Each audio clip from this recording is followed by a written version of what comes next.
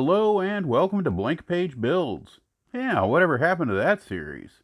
I'm Lewis Nichols. I do the scripts, the voice acting, the mapping. That's right. Welcome to the one-man show that is the WBEE, World Building Essentials and Exercises. We're on Pelicar for what it's worth. We're building an island. We're not building it on a page, we're building it on Incarnate, but I'm sure this isn't the worst thing I've ever done to you. I'm not tying today's build to any existing or past campaign world. It's got to be somewhere, right? Pelicar's a good spot.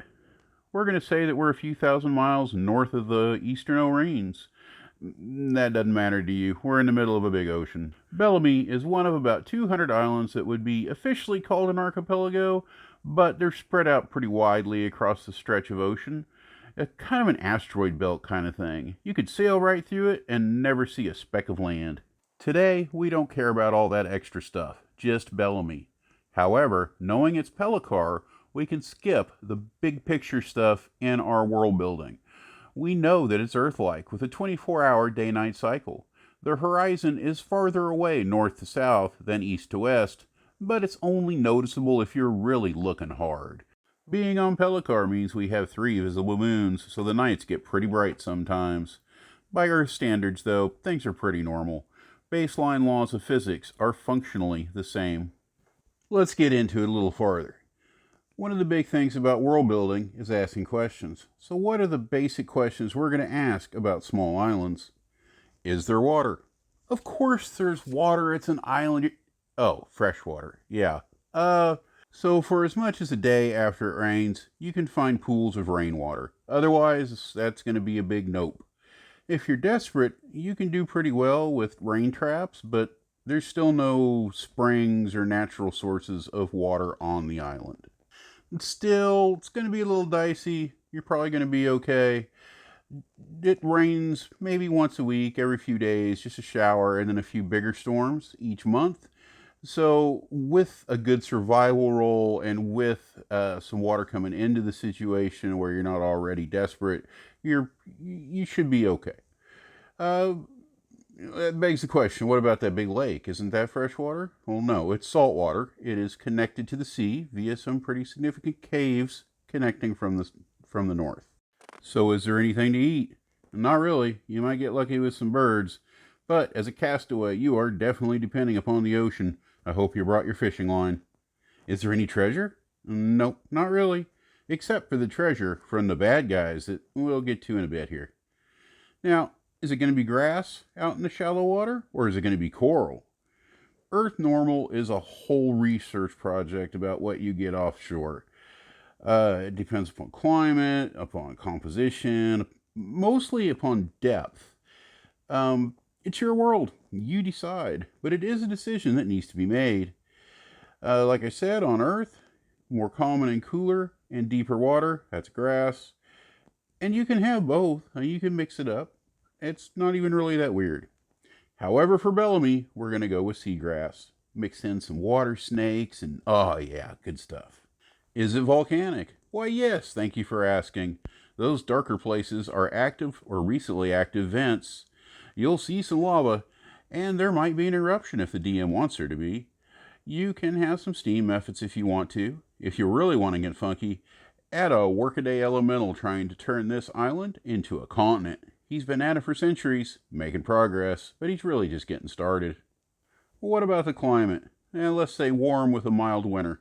You might get some snow some years. Remember that the ocean does a lot, and so do other large bodies of water, to moderate the temperature. And finally, topography. Well, it's pretty flat. Even the dark spots are only about 20 feet above sea level. A lot of the island will go under when a big wave washes by, hence the reason grass is going to have to be salt resistant, and there are no trees.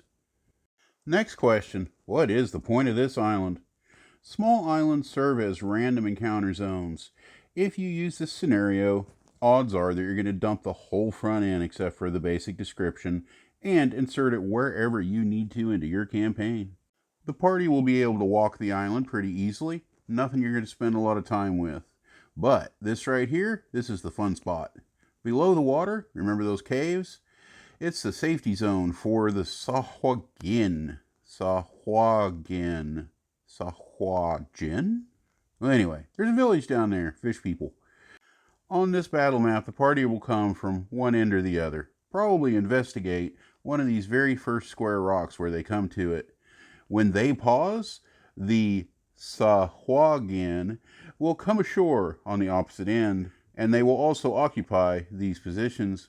You can balance this out to be interesting anywhere from first level all the way up to maybe 5th. A baseline Soggy is going to hit once every other round for about 3 points. Once Blood Frenzy kicks in, it's going to be more like once a round, but they're pretty wimpy monsters, and you can use a lot of them if you want to. I would be pretty keen on using less of them, but with grappling tactics. Basically getting a hold of somebody and dragging them off that cliff into the water. Another good tactic would be to use nets. Nets are a great equalizer. If you've given them priests, they have some pretty good spells just right out of the book. But remember, for a little more oomph, you can change them up. Give them heat metal. Powerful spell. Give them spiritual guardians. Always great. All these things that you hate your PCs doing to your monsters, do it back to the PCs. If you're running this up against a 4th, 5th, or even 6th level party, the Baron Soggy Boy, he's a pretty good bruiser. But make sure you give him some backup. Don't send him in against the party's front line. It's always easier to take on the party tough if he's wrapped up in a net or suffering from a hold person. If you really want to make things crazy, let their influence over sharks extend to land sharks, then give them a couple of Bulette. You can even go totally off the deep end and use some great underwater threat like a dragon turtle. But at this point, our Soggy Boys are just minions and not even part of the picture, so keep them relevant, if you can. Alright, fellow adventurers, we've covered our bases. The maps and concepts here are pretty basic. The lesson is, just a little bit of effort goes a long way. It's one thing to know that the Sahwajin grappling the warlock can probably drag her about 15 feet. It's something else altogether to realize that you are only 2 spaces away from the edge of the cliff. A simple battle map can give a combat a much different feel, as can a little calculations of damage outputs and a conscious decision about how serious you want this combat to be. I hope you all have a wonderful rest of the week. You all deserve it.